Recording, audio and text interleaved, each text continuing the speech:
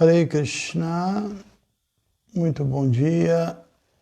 Sim, estamos ao vivo. Já estou começando a ver os rostinhos maravilhosos do pessoal que diariamente está aqui com a gente. Rostinhos de devotinhos, Débora, Vraja Gopi, Maria das Graças, deixa eu acenar para a Valquíria, Kátia, deixa eu acenar para o Carol e para o Fernando, e a Durani, deixa eu acenar para a Débora, para a Kátia, para a Vraja Gopi, e lá em cima também, o pessoal está chegando, né? Deixa eu acenar para o Hare Kirta, lá da Argentina, Rafa Freire, doutora Flávia,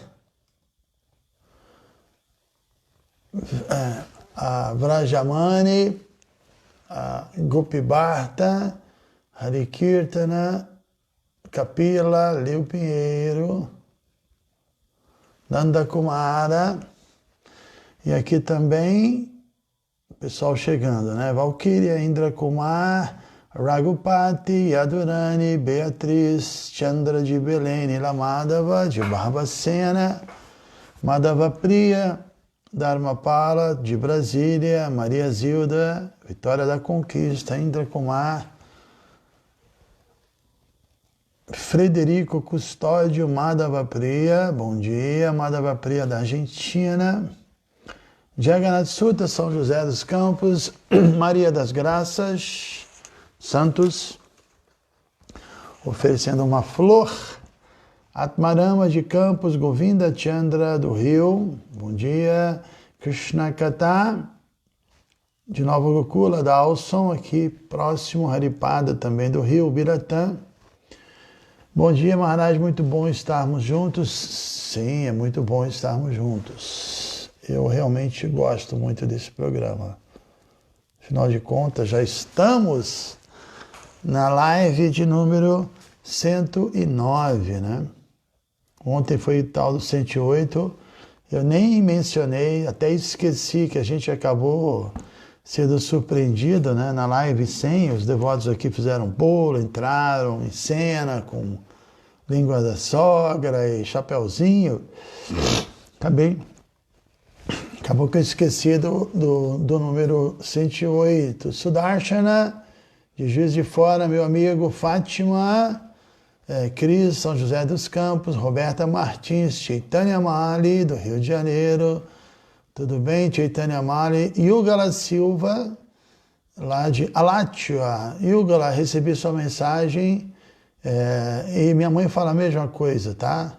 Vicky Vaporub, própolis, eu estou tentando fazer tudo isso. O problema da minha garganta é que eu acho que eu fiz muito Sankirtana nos ônibus do Rio de Janeiro e forcei demais, né? Mas, vamos lá. Jeane de Salvador, Visharupa do Rio, bom dia Visharupa, e Adorani, também do Rio, Graça Maia, Chaitanya Mangala de São Paulo. Dalson, Hari, Pada, Jai Satinandana, Maria Zilda, Graça Maia, Ivan, Geral, Juiz de Fora, Jai Vrajabhumi do Rio de Janeiro, Suzana de São Paulo, Snana Yatra, Krishnadas Wilson, bom dia Krishnadas.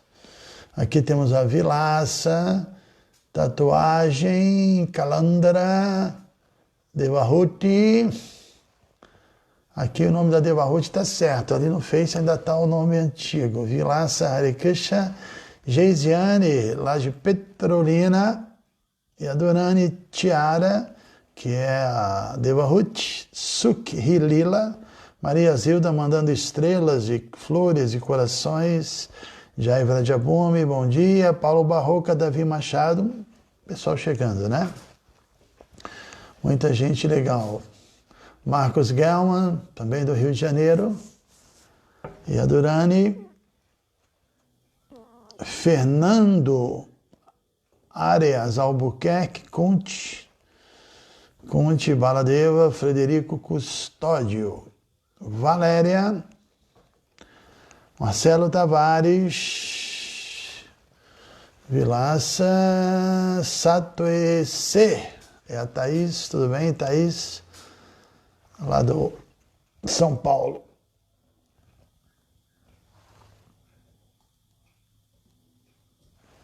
Ok, pessoal.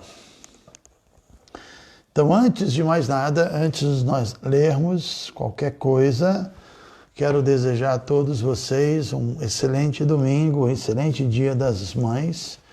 E quero parabenizar especialmente as devotas, ou o pessoal que está aí nos assistindo, que são mães, que é uma tarefa muito transcendental, muito maravilhosa. Prabhupada sempre usava o exemplo das mães quando ele tentava explicar para nós aqui, almas tão condicionadas, né? Ele tentava explicar o que é o amor, né? E para explicar o que é o amor, Prabhupada sempre usou como exemplo as mães, porque realmente a mãe é um exemplo, né? Só de carregar no seu ventre a criança por 9 meses, e mesmo depois disso, tantas austeridades para poder cuidar, e noites, assim, sem praticamente dormir direito, e todo aquele cuidado, aquele sacrifício, né?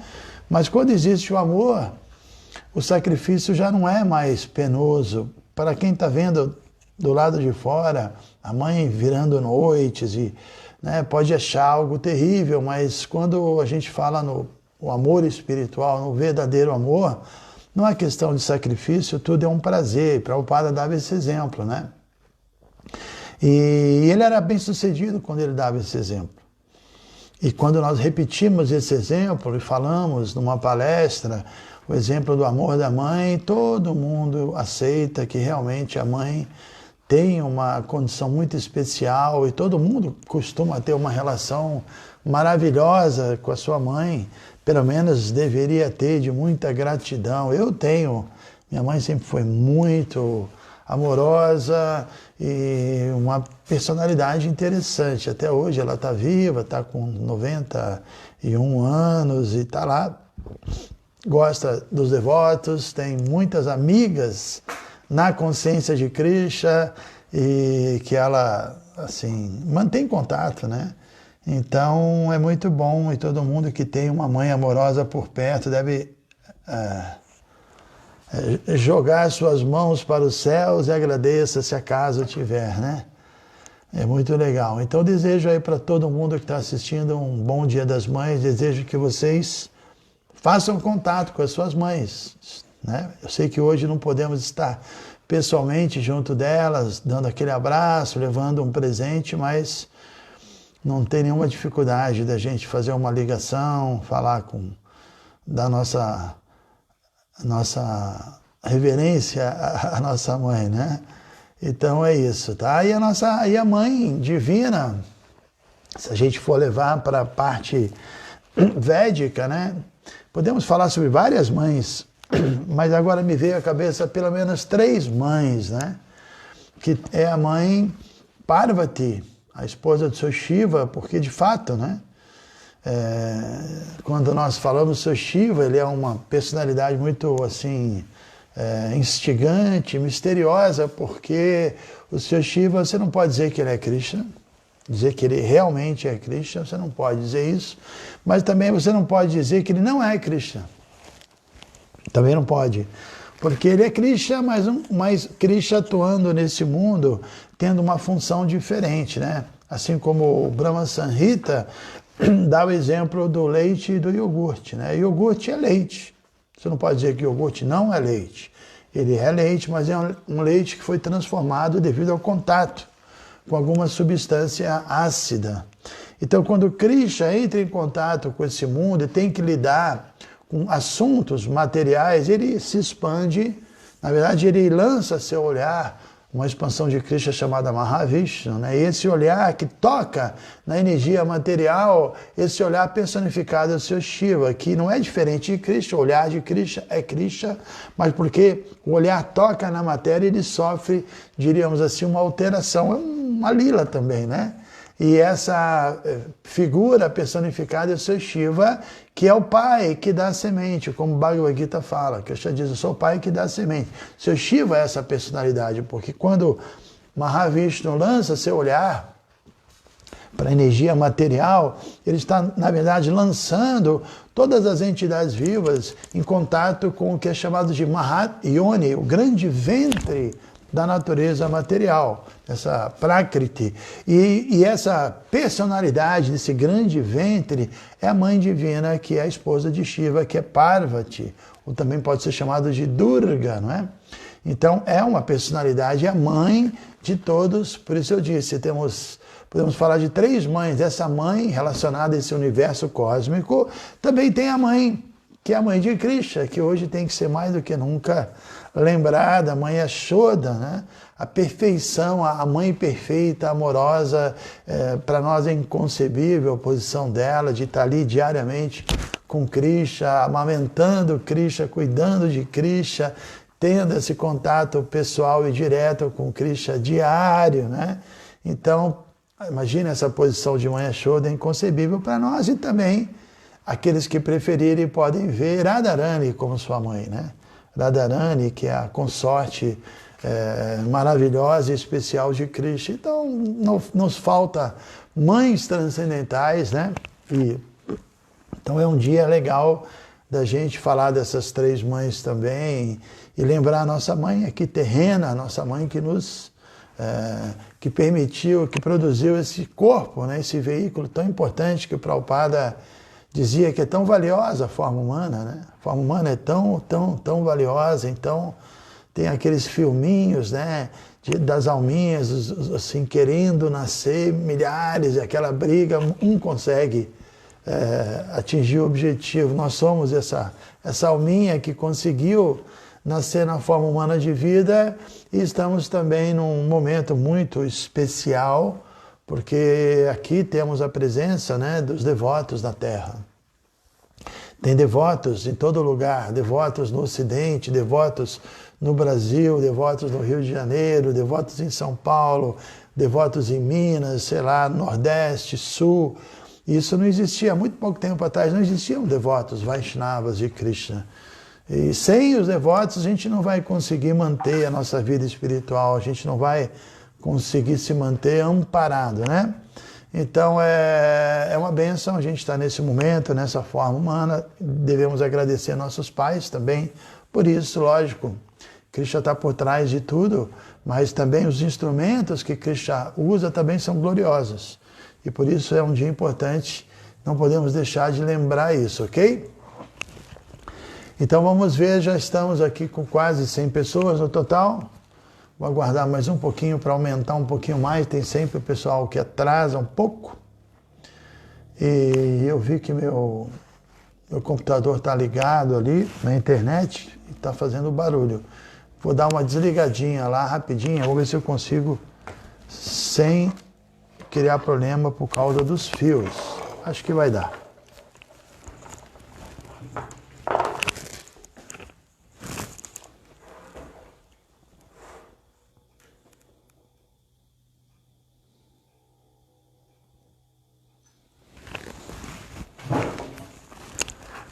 Parece que deu.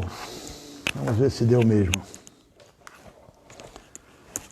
Então, pessoal, quem está chegando agora, tem umas pessoas chegando agora, já desejei um excelente domingo, um excelente dia para vocês, tá? Vou botar hoje na rede social a foto da minha mamãe, a dona Hilda, para vocês a conhecerem. Muito gente boa. Então vamos lá.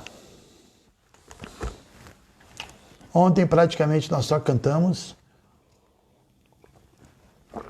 Ontem à noite. E lemos também os 5 itens, que seria do 6º ao 10º, mas não tivemos tempo de comentar. Fiz um breve comentário sobre a importância dos lugares sagrados, né? Então hoje nós vamos continuar aqui. Deixa eu dar uma levantada aqui no celular, ver se eu consigo, sem fazer besteira, para deixar os 2 celulares mais próximos. Acho que deu certo. E assim eu olho mais ou menos para as 2 câmeras, né? Ok? Magali de Porto Alegre. E a Durani Julimara, eu não sei quem é, Magalhães, bem-vinda, Julimara. Ramsés de Goiânia, Tiocenal Abai, Marcandeia de Campina Grande, Radha Shakti, Porto Alegre.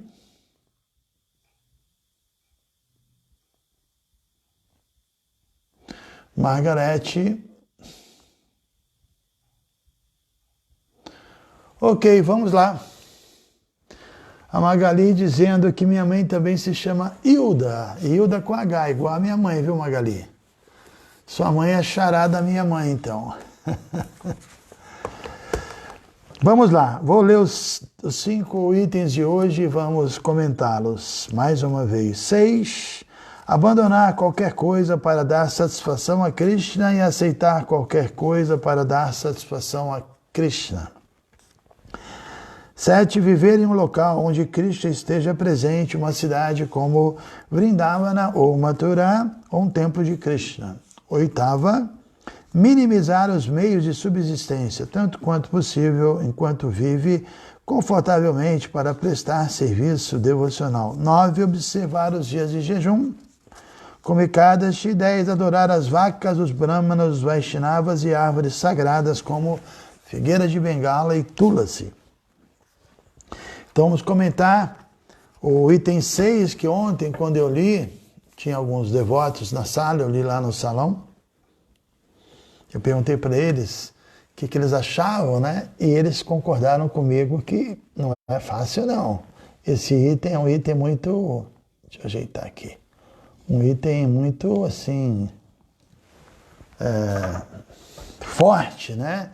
Que é abandonar qualquer coisa para a satisfação de Krishna e aceitar qualquer coisa para dar satisfação a Krishna. Isso já é um item assim de uma alma muito avançada, né? Uma alma muito rendida, mas a gente pode também entender que Krishna não quer que a gente abandone imediatamente tudo. Ele não quer. Na verdade, Krishna quer que nós abandonemos apenas as coisas ruins da vida. Ele não quer que a gente abandone nada que seja bom. Por isso a gente tem enfatizado a importância de entender racionalmente a consciência de Krishna. Porque, por exemplo, os 4 princípios regulativos, não consumo de carne, não intoxicação, não sexo ilícito e não jogos de azar.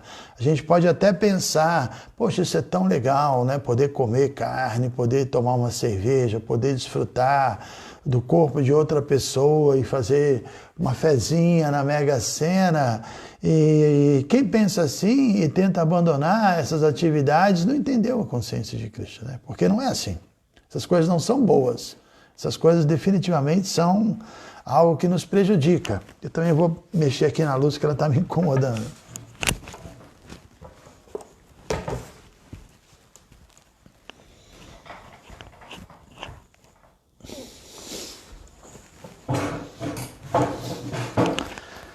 Desculpa, pessoal, hoje é domingo, né? Domingo tem sempre alguns detalhes, né? Então, como eu estava dizendo, né, sobre os 4 princípios, que é um bom exemplo, porque a gente, às vezes, quando pensa em abandonar, a gente pensa, tenho que abandonar, renunciar meu carro, renunciar minha casa, renunciar, sei lá, minha poupança. Isso até não é difícil num sentido, o difícil é você renunciar a conceitos, né? Renunciar opiniões e sei lá, né, e condicionamentos que nós temos. É muito difícil. Mas voltando aos 4 princípios, a gente não deve ver que a meta da vida é abandonar essas 4 coisas, mas sim construir pilares espirituais robustos que vão conseguir manter a nossa espiritualidade. Então, essas quatro atividades que são consideradas pecaminosas, elas infelizmente quebram esses pilares. Por exemplo, o pilar da compaixão. Não é de se esperar que uma pessoa espiritualizada, avançada espiritualmente, uma pessoa pura, não se preocupe com os animais e cruelmente assim seja conivente, que eles sejam abatidos e ela simplesmente adora comer um cadáver temperado, que é como os Hare Krishna falam, né? para fazer uma pressão, né? Você não tem nada de espiritualizado, né? Não dá para imaginar, né, alguém que realmente é espiritualizado. A gente tem um exemplo de São Francisco, que amava os animais, que tinha até uma relação com o lobo, e essa coisa que é natural, porque os corpos são assim, apenas coberturas. Ali dentro tem uma alma, né? Tem uma alma que é uma centelha de Deus, é uma partícula de Deus. Então, não é simplesmente, vamos matar uma galinha e vamos comer. Não é só isso. Ali dentro tem uma centelha de Deus, que é algo tão misterioso que você não pode entender como é que uma galinha, né, como é que ela reproduz, como é que ela bota um ovo, como é que ela tem, inclusive, um nível de inteligência. É incrível quando a gente vê os vídeos, né? Galinhas, amigas de cachorro, coisas desse tipo. Ou seja, então nós não temos esse direito. Uma pessoa espiritualizada, ela desenvolve essa visão, como o Bhagavad Gita explica, um pandita, uma pessoa que realmente tem conhecimento espiritual, ela vê que aqui temos uma vaca, né? Temos um elefante, temos um cachorro, temos um sacerdote, temos um ser humano de classe baixa, com nascimento inferior, que é comedor de cachorro. Tudo bem, são espécies e corpos diferentes, mas a alma em cada um é a mesmíssima alma. Não que é a mesma alma, mas da mesmíssima qualidade.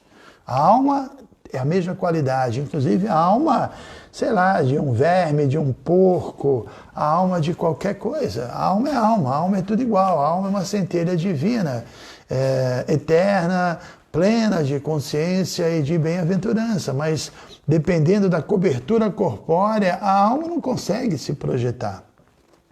A alma numa pedra, presa numa pedra, a alma numa planta, ou num réptil, ou numa ave, ou num peixe, ou num ser humano, numa besta, ela age de acordo com o veículo que ela tem, né? Mesmo nós podemos agora pegar um skate para andar, ou podemos pegar uma jamanta, um caminhão, ou podemos pilotar um avião, podemos pilotar um navio.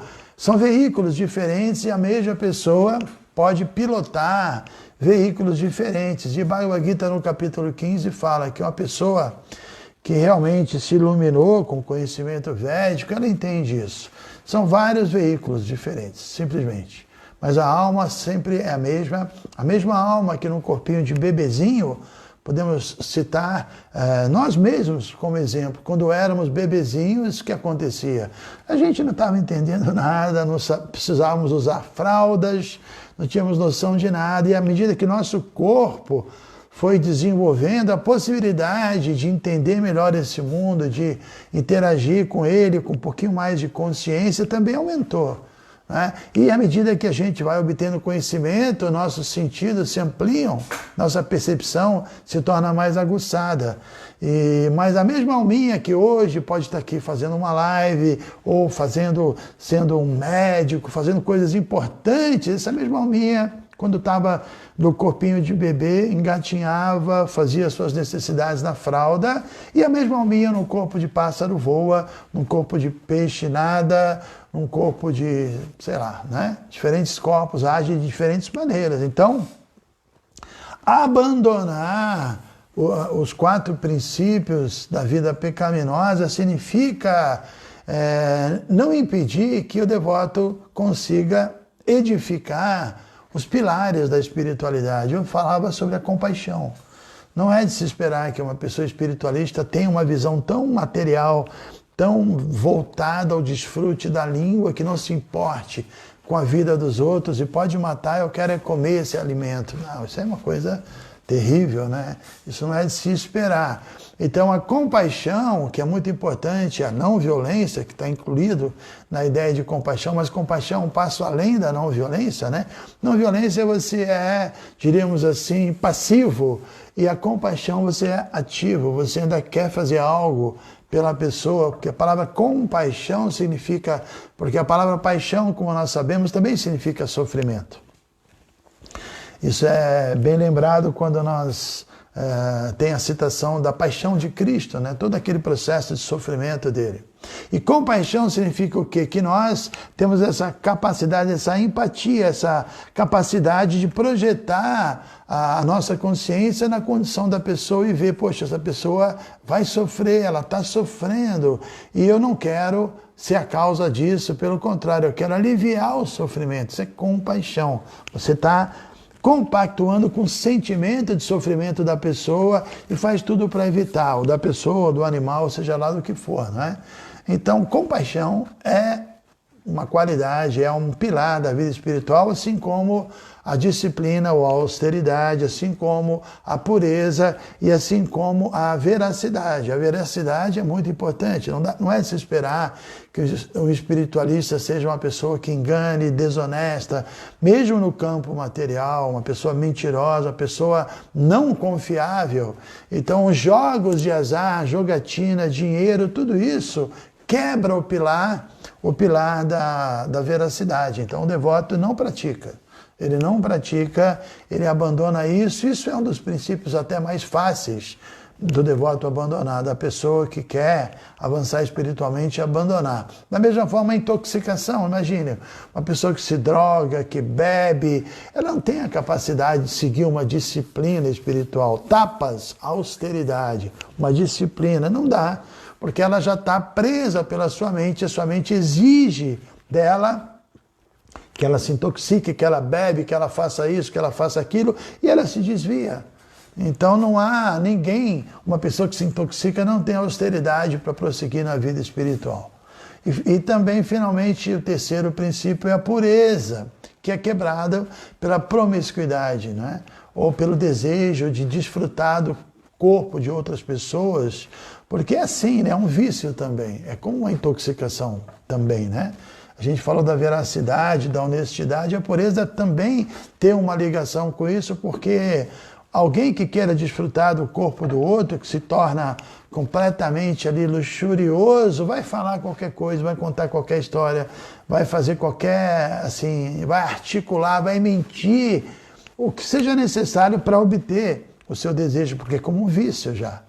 Então, tudo isso tem que ser eliminado e podemos dizer, assim, pelo menos num primeiro momento, que é dentro da nossa realidade, que abandonar aquilo, certas coisas para dar satisfação a Cristo, significa abandonar pelo menos a intoxicação, o sexo ilícito, o consumo de carne, os jogos de azar, que Cristo já vai ficar satisfeito e essas coisas não vão impedir o nosso avanço, porque o que Krishna quer é que todos nós avancemos. Krishna é tão bondoso.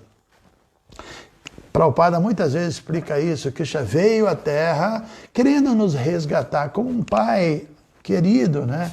Que ama seus filhos e está vendo que nós estamos sofrendo, e Krishna faz tantos arranjos para nos salvar. Primeiro ele vem, deixa a Bhagavad Gita e toda uma literatura maravilhosa para que a gente possa se iluminar.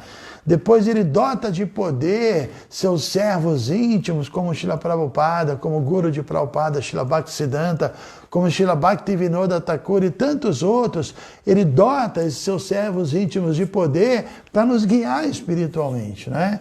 E finalmente ele, estando em nossos corações como Paramatma, como a super-alma, ele também nos empurra para que a gente tenha relação com essa literatura, para que a gente conheça um guru e possa iniciar o nosso caminho de volta ao lar. E ainda como se não bastasse, além das escrituras, além do guru e do próprio Krishna no coração nos inspirando, ainda tem os devotos que nos amparam, que nos encorajam. Por isso, como representantes de Krishna, da super-alma, Prabhupada sempre diz que são três coisas: Guru, Shastra e Sadhu. Guru é o mestre espiritual, Shastra são as escrituras e Sadhu são os devotos, né? Nosso processo é esse. É tomar abrigo do Guru, tomar abrigo das escrituras e também nos abrigarmos nos devotos. Quem faz isso vai estar protegido e, apesar de toda a dificuldade, de toda a contaminação, de todo o condicionamento, se nós aceitamos as escrituras, um guru e a associação com os devotos, a gente vai conseguir se libertar desse enredamento, vai conseguir entender que nós somos uma alma, nós somos um servo eterno de Cristo, estamos aqui perdidos, essa vida não é a nossa verdadeira vida, isso aqui é uma ilusão, E eu tenho que retomar a minha posição original como uma alma espiritual, parte integrante de Deus. Então, compreendendo isso, nós seremos inspirados a cantar o Santo Nome, a praticar serviço devocional e gradualmente estaremos despertando o amor espiritual latente que está dentro da gente. Então é todo um pacote, né? Krishna tem várias maneiras de nos salvar, de nos proteger. Agora temos que ser pessoas salváveis, protegíveis, né? Que queremos isso. Por isso, Kirupa Goswami, quando ele explica o caminho da vida espiritual, ele diz, Adou Shraddha, a primeira coisa é desejar. Se uma pessoa deseja, está tudo certo. Aí o resto vai acontecer. Porque desejar é comparado a você levantar a vela do barco, né? Porque todos os ventos, Krishna se encarrega disso. Aquele papo de que o universo conspira a nosso favor existe se você deseja uma vida pura. Ah, Shraddha, eu estou interessado. Levantei e sei a vela. Agora Krishna se encarrega. Coloca a gente em contato com devotos, coloca a gente em contato com o Guru, coloca a gente em contato com as escrituras, isso tudo vai nos empurrando, né? Mas temos que içar a vela, levantar a vela, ok? Então é isso, eu não queria, assim, diríamos assim, mistificar demais esse sexto item, abandonar tudo, uau, temos que abandonar tudo para Krishna. Não é assim, né? Vamos abandonando pouco a pouco, todo o processo é completamente gradual. E a gente tem que ter paciência. E é um fato, vendo na prática, agora me veio à mente uma história que é muito conhecida pelos devotos, quando Chaitanya Mahaprabhu, que é o exemplo do devoto puro, que já veio para mostrar, ele veio como um devoto dele mesmo, para mostrar como aplicar esse conhecimento, né? Porque, por exemplo, o entender-se pode ser muito mal interpretado, então vou abandonar tudo, calma, não é assim. Então ele veio mostrar. E numa viagem que Chaitanya fez no sul da Índia, que ele fez uma revolução e fez milhares e milhares e milhares de devotos, ele inspirou um grande brahmana chamado Kurma. Esse brahmana ficou muito atraído por Chaitanya, ficou muito inspirado, e depois que Chaitanya passou pela cidade dele, ele queria seguir Chaitanya Mahaprabhu, queria se associar com Chaitanya e seguir viagem com ele. Só que ele era casado, morava numa cidade pequena, um vilarejo, né? Aí Chaitanya Mahaprabhu falou, não é assim que você vai me satisfazer. Fica com a sua família, mantenha-se na sua estrutura familiar e passe a falar de Krishna, passe a ajudar as pessoas, ampare essas pessoas que se tornaram devotas. Eu preciso de alguém para ficar aí cuidando delas, né? Então, não é que é muito mais favorável abandonar a minha esposa e viajar com Chaitanya Mahaprabhu, mas não é assim. Nós temos que abandonar qualquer coisa que seja um empecilho para a ideia geral, que é espalhar a consciência de Krishna. Uma pessoa dentro da vida familiar, por exemplo, ele tem essa condição de fazer isso muito bem. Um bom casal devoto pode, assim, ajudar muito a nossa missão. É muito importante, famílias e congregações fortes, né?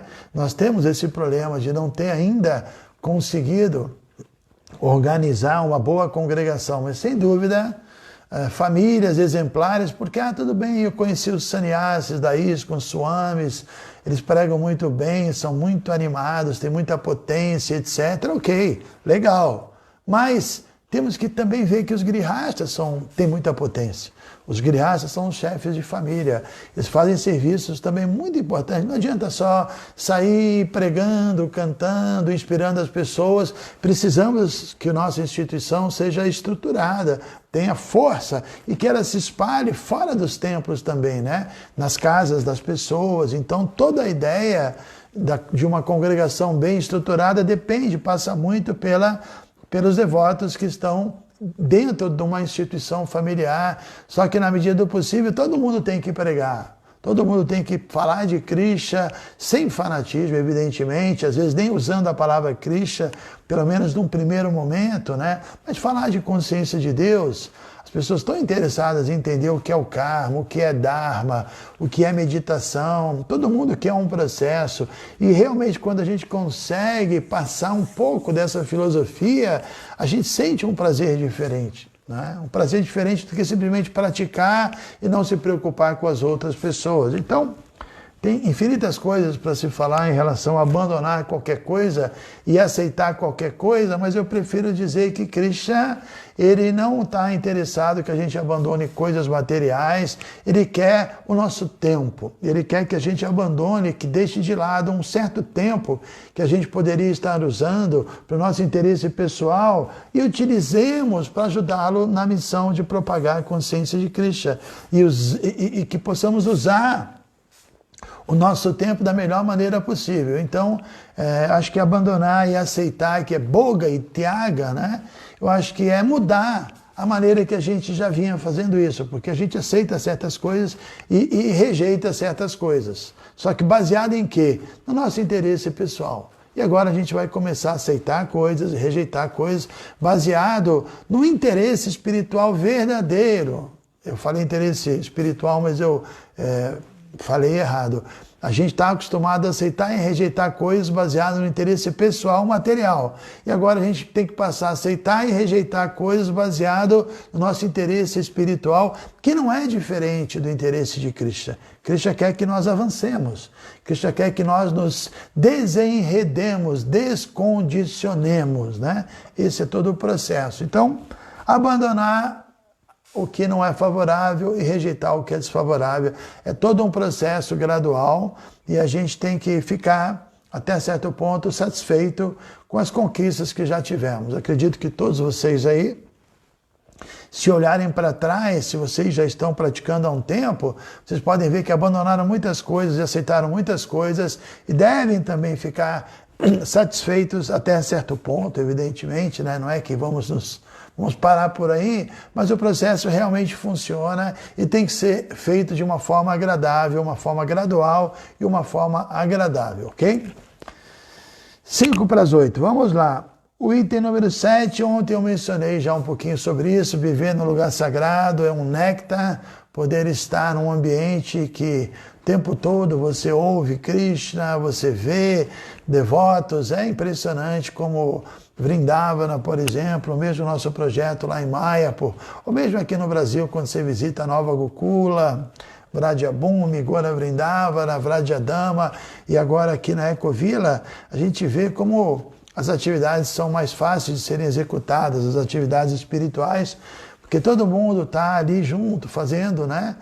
Empenhado, e uma egrégora é criada, então existe um ambiente muito favorável. E viver no templo, como o Prabhupada colocou aqui, né, que nós temos que viver ou em Vrindavan ou num templo, né? Se o templo é bem organizado, se um projeto é bem organizado, todo mundo gostaria de viver num templo. Não é que, eu não tenho natureza para viver num templo. Obviamente, um templo de cidade, um chefe de família não funciona, mas viver numa comunidade bem organizada, todo mundo tem a sua individualidade, mas ao mesmo tempo trabalha em conjunto, como é a nossa filosofia. Atintya Beda Beda Tattva, Beda a Beda, iguais e diferentes. Ou seja, quem vive numa comunidade pode ter a sua individualidade, mas ao mesmo tempo o conceito de igualdade. Somos um. Mas cada um tem, evidentemente, a sua natureza, suas características, suas habilidades, seus limites, e quando uma comunidade é bem organizada, tudo isso é levado em consideração e todo mundo se ocupa de acordo com a sua condição, mas também se associando com pessoas maravilhosas. Isso aumenta a nossa possibilidade de avançar espiritualmente, com certeza. Então eu vejo claramente, e eu sei que muita gente talvez nem goste de ouvir isso, porque não é a situação da própria pessoa, mas viver num templo, viver numa condição como essa é extremamente favorável, não dá nem para comparar com qualquer outra condição. E Prabhupada se preocupou com isso, né? Ele queria que seus devotos, quando se casassem, porque muitos se tornaram devotos, brahmacharis, brahmacharinis, e depois de se casar, que fossem para as comunidades. e que tivesse sua casinha, tivesse sua vida, diríamos assim, particular, mas não parassem de servir e não perdessem essa associação, porque toda a questão é associação espiritual. Se estamos bem associados, se estamos assim acompanhados de pessoas maravilhosas, estamos protegidos e precisamos de proteção espiritual, senão a nossa mente vai nos arrastar do caminho sem sombra de dúvida. Então é muito importante ter essa associação cada vez mais forte, né? Então esse é o 7º item. O 8º item, que está um pouquinho ligado a tudo isso que nós acabamos de falar, tanto abandonar, aceitar e viver na companhia dos devotos, o 8º item é minimizar os meios de subsistência tanto quanto possível. Vida simples, pensamento elevado. Né? Vida simples, pensamento elevado. Costumo dizer que não existe nada mais sofisticado do que vida simples, pensamento elevado. Alguém disse, né, que não existe nada mais sofisticado do que a simplicidade. Aí eu parafraseio essa pessoa e digo que nada mais sofisticado para rimar, né? Nada mais sofisticado do que vida simples e pensamento elevado. Para que nosso pensamento esteja livre de tanto enredamento e possa estar mais fixo em Krishna, a gente tem que ter uma vida simples. Não podemos complicar, temos que ter uma vida completamente descomplicada, priorizando assim o nosso avanço espiritual, né? Porque senão não adianta. Prabhupada dava exemplo de você acumular zeros, né? Você trabalha, você é promovido, você consegue um 0, depois você vai para 2 zeros, aí compra uma casa, você tem 3 zeros, e um carro, 4 zeros, aí se forma, você tem 5 zeros, aí faz o mestrado, 6 zeros, e um doutorado, 7 zeros, sei lá, né? Você vai tendo um monte de zero, mas ainda assim não resolveu o seu problema, porque você não está conectado com Deus e existe um vazio dentro de você. Então, vida simples significa o quê? Botar 1 na frente do 0. E botar 1 na frente do 0 significa o quê? Colocar Krishna como a meta da nossa vida. Vamos parar para pensar nisso. Vamos colocar Krishna como a meta da nossa vida. Deus tem que ser a meta da nossa vida. E se isso acontecer, se a gente entender a importância disso e conseguir colocar Krishna como meta da nossa vida, a gente não vai querer complicar a vida, se envolver com um monte de coisa que não faz sentido, né? Ter projetos e projetos sofisticados que só vão complicar a nossa vida. Não precisamos de tanto para ser felizes. Não precisamos. Nós precisamos realmente de pureza para ser felizes, mas a nossa mente quer nos convencer que se eu não for rico, milionário, tiver milhões de coisas e fazer o meu primeiro 1 milhão, depois o segundo, é uma ilusão. Não é isso que vai nos satisfazer. Tem muita gente aí rica que está se suicidando. O maior índice de suicídio são dos ricos, porque tem tudo e não tem como desfrutar mais. Assim, a experiência de gozar do mundo material fez com que a situação dessas pessoas se tornasse insossa, né? Não tem mais sabor em nada. Agora, uma pessoa pobre não suicida, ela tem algo a conquistar, né? Então, realmente é uma ilusão querer buscar opulência material. Então, ter uma vida simples, o devoto, naturalmente, ele é assim. E mesmo que, devido ao karma dele, as coisas chegam até ele, ele tem a capacidade de fazer algo grande, ele vai converter parte daquilo para ajudar o movimento de Krishna, o movimento de Chaitanya, o movimento de Prabhupada. Para que reter tanto? Né? Os devotos, tem muitas pessoas, tem um devoto famoso chamado Ambarisha, que é o herdeiro do Ford, imagine, riquíssimo. Ele já deu milhões e milhões e milhões de estar lá trabalhando nesse novo templo em Mayapur, um devoto muito avançado. E ele tem isso, né? Só que na vida dele ele canta a japa dele, está tranquilo, ele não está assim mais absorto no desenvolvimento econômico, mas como uma pessoa com muita facilidade consegue fazer isso também, só que ele usa para ajudar o movimento. Então, a gente não entender isso, né?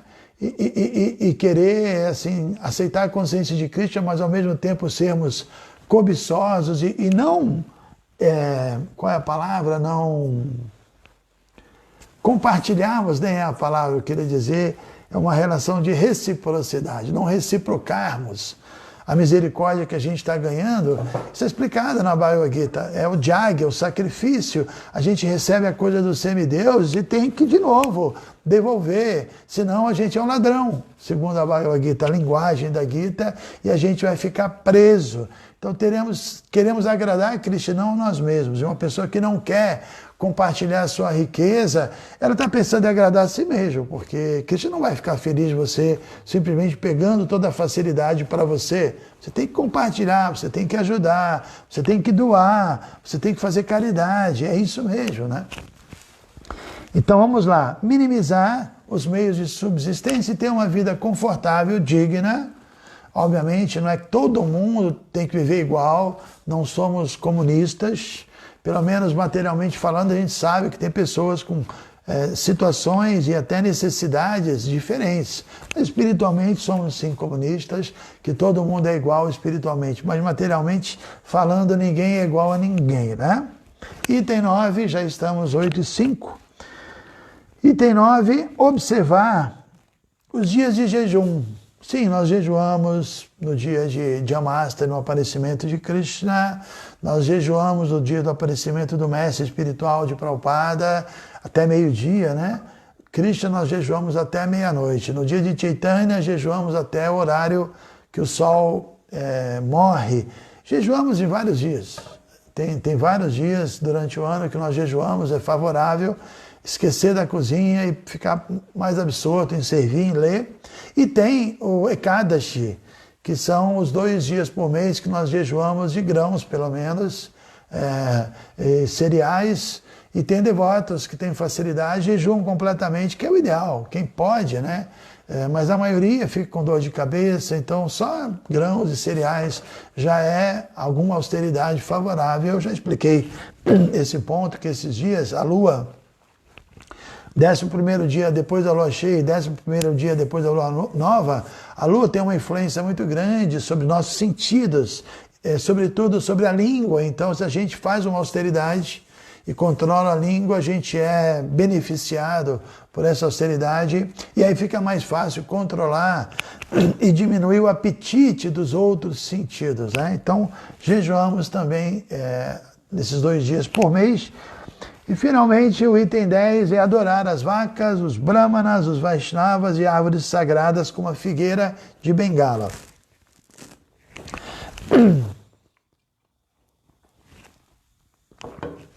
É isso. Na Índia, quem já foi sabe, né? Como as vacas são reconhecidamente espirituais, vejo, né? Às vezes, para dar uma explicação para as pessoas que não entendem nada, a vaca é sagrada. A gente fala tudo que move é sagrado e tenta sair por aí para não entrar em conflito. Mas tudo bem, tudo que move é sagrado, mas a vaca é mais sagrada ainda. A vaca realmente representa o Dharma, né? A religiosidade. E os veganos que nos desculpem, mas uma vaca bem cuidada, o leite da vaca é considerado a religião, o Dharma líquido. E o próprio leite ajuda a refinar as células do nosso cérebro que proporcionam uma influência no modo da bondade.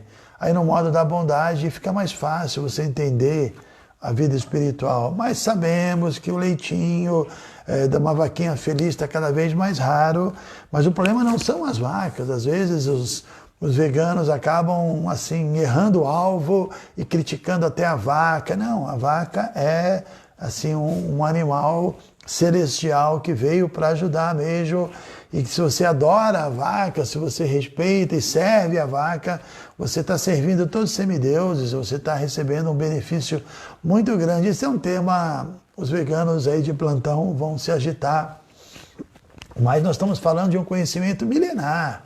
Essa condição agora é uma emergência, né? Porque é abominável o que está acontecendo e a gente está vendo o mundo sofrendo, toda essa pandemia, não é?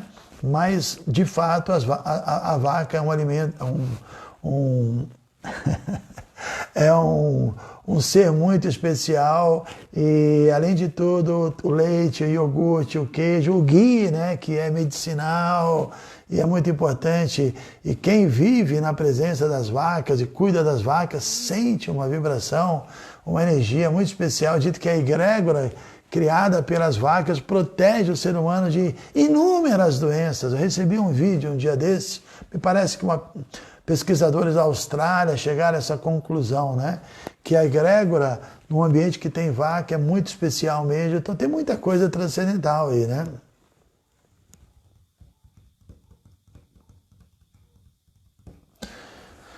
Nila Madhava, deixa eu ver a perguntinha dela. Tenho conversado com uma amiga que se interessa muito pelo movimento, ela está encantada com tudo o que tenho dito. Você teria alguma sugestão sobre quais assuntos eu devo tratar com ela? Nila Madhava, que legal. Manda uma mensagem para mim pelo WhatsApp que a gente conversa, tá? Ok, então a gente está falando de adorar as vacas, os brahmanas. Os brahmanas são professores espirituais. A questão da educação, né? Que no Brasil é uma loucura. Os professores são pessoas muito importantes.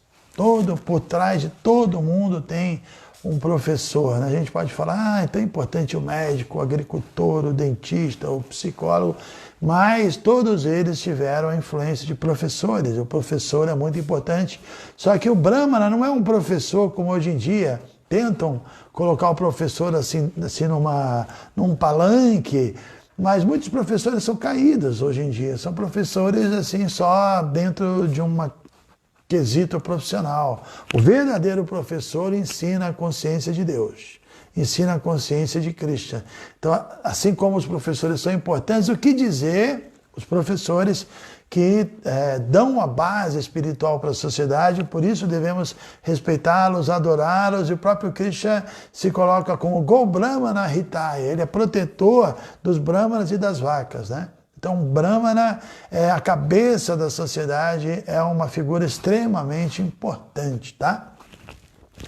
E os Vaishnavas são devotos são especiais. Krishna diz que aquele que afirma ser meu servo, meu devoto, não é, mas aquele que é devoto e servo dos devotos é meu verdadeiro devoto. Krishna ama os Vaishnavas são representantes de Krishna aqui na Terra, e a coisa mais auspiciosa que pode existir nesse mundo é termos associação com Vaishnavas puros. Isso é a porta da liberação mesmo, isso é o caminho da liberação. E, finalmente, as árvores sagradas. Tem a figueira de Bengala, que é uma árvore sagrada. Não sei exatamente dizer porquê, Prabhupada não entrou muito em detalhes. Eu também não sou muito curioso nesse aspecto, mas na Índia, né, as figueiras estão sempre cheias de pujas e fitas, e tem lá uma relação muito forte com Shiva, parece. Mas são sagradas, certamente, né? Uma árvore imensa, maravilhosa, e ela representa também toda o enredamento material. Krishna dá o exemplo da figueira no capítulo 15 da Gita, que esse mundo é comparado a uma figueira de ponta cabeça, refletida assim num espelho d'água, né?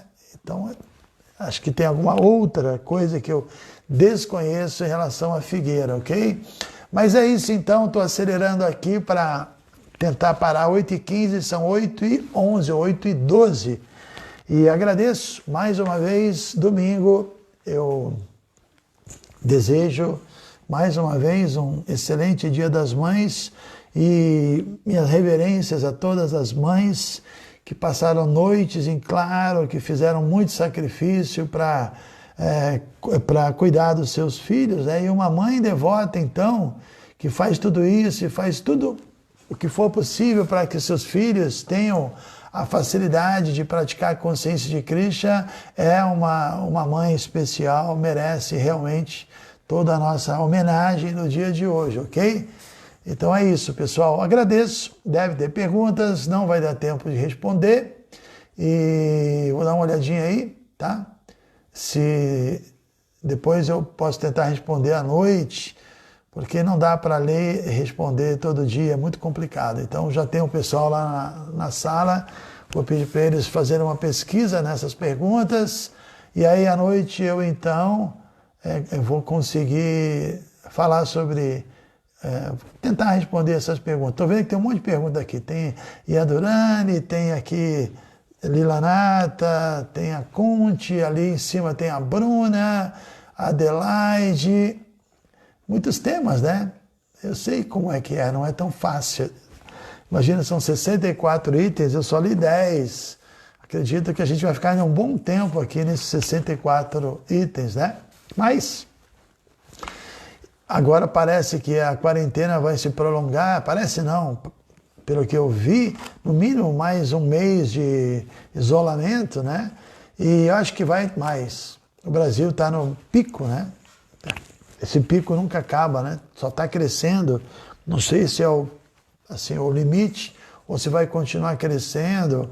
O Brasil é muito grande, muitas cidades pequenas e uma condição muito limitada, né? na área da saúde. Eu acho que a gente vai ter muitos problemas ainda e é um sofrimento que o mundo está passando, é uma lição muito forte que a natureza está dando para a gente, é um sofrimento, né? Eu mesmo agora já consegui, ou melhor, já ouvi muitas pessoas falando de parentes, de amigos que morreram, então o negócio está realmente chegando até nós, né?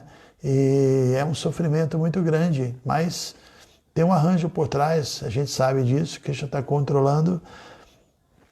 Desde o início eu vi que parece que é um momento de transição planetária, como o pessoal usa esse termo, a Era Dourada, tão esperada pelos devotos, acho que vai realmente começar depois dessa pandemia, né? E como acontece normalmente, antes da Era Dourada acontecer, o final da Kali Yuga é muito pesado, né? Então agora eu acho que a gente está numa espécie de final da Kali Yuga também, está tudo muito pesado, parece que vão haver muitos saques ainda, lugares como o Brasil especialmente, né? E a gente sabe que a administração, nosso governo também não está conseguindo fazer um bom trabalho. Então a situação está difícil mesmo, né? E apesar da gente estar feliz aqui falando de temas transcendentais e fazendo um bom uso desse momento, temos que orar também por essas pessoas que estão sofrendo. A situação não é fácil mesmo, né? E Dia das Mães, tem muita gente que costumava fazer grandes encontros, às vezes a mãe está lá no hospital sem condições até de respirar porque não tem aparelho, a situação não está fácil. E a gente sabe disso e nós não temos as informações exatas, né? Quantos casos, porque é tudo tão difícil, as estatísticas, por um lado, eu acho que tem muito manipulação e por outro, até querendo obter os números certos, não dá, porque está fora do controle. Não dá para controlar o negócio, saiu totalmente do controle. Desde quando o planeta passou por momentos difíceis, como guerras, foi algo mais localizado. Agora é o mundo todo, tá? É um momento diferente. E acho que vai vir coisa boa por aí depois dessa pandemia, né? Virá coisa boa, com certeza, a gente tem que estar se preparando, tá? Então é isso, eu agradeço a presença de vocês e não vou responder nada, mas com calma vou responder hoje à noite e desejo mais uma vez um excelente Dia das Mães para todos, tá? Já está agora acabando o nosso tempo mesmo.